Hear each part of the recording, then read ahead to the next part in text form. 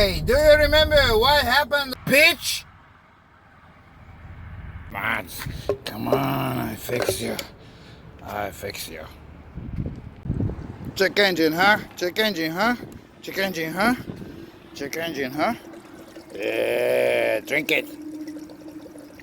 Check engine goes away. 200 miles later. So this why, million things can happen. Why the check engine came on, and you don't know what the frick is a problem, and everybody's screaming, "Oh, my check engine came on!"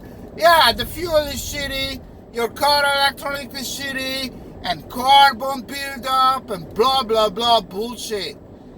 You need to drive the freaking car. That's it.